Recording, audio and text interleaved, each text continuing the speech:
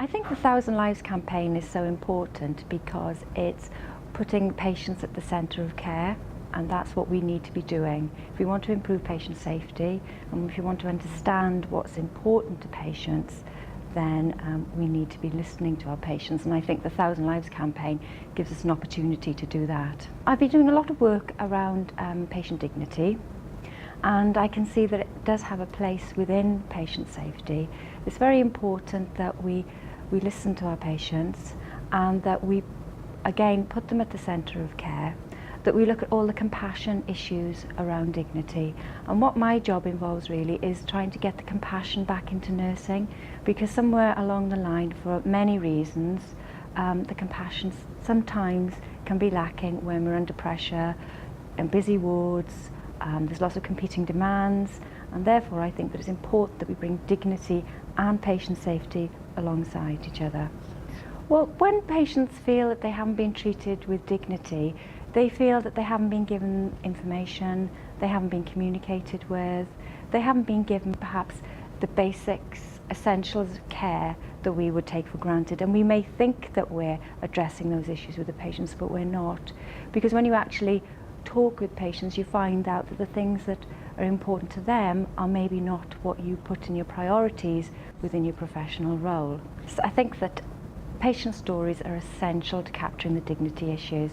and I think that that's a piece of work that I would very much like to get more involved with, because I think that if you frame questionnaires, you get perhaps the answers that you want and maybe not the answers that the patients want to give you.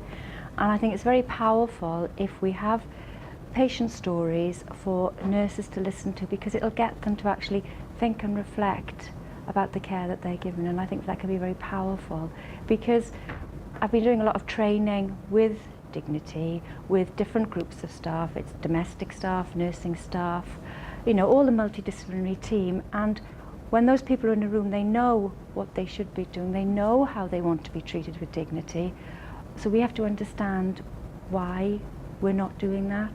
I think that at the moment we can get patient feedback when we unfortunately have complaints,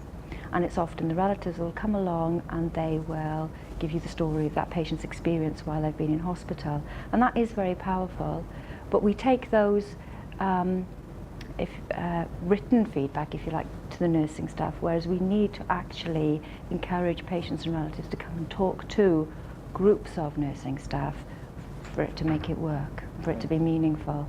Staff feel very sad when they get this feedback, because I don't believe it's any intention of any healthcare professional to treat somebody without dignity. I just feel that it is perhaps the pressures that the healthcare professions are working under. Also, I think you do become a little bit desensitized when you're exposed to suffering all the time. You kind of need to get to a point to reflect back and to understand, well, why did you become a nurse and how would I like my relative to be treated? And I think that if we could use patient stories or get actual face-to-face conversations between relatives and patients with nursing staff, with healthcare professionals, then we may be able to sort of break down those barriers that we've got at the moment. What we need to do now is we're looking at the patient safety aspects of care, but we need to bring in the dignity aspects of care for patients as well, because it's very important to patients that obviously that they're safe, but that they feel that they've been treated with dignity and respect. And we need to get that message across to frontline staff when they're caring for patients about all the dignity aspects for patient care.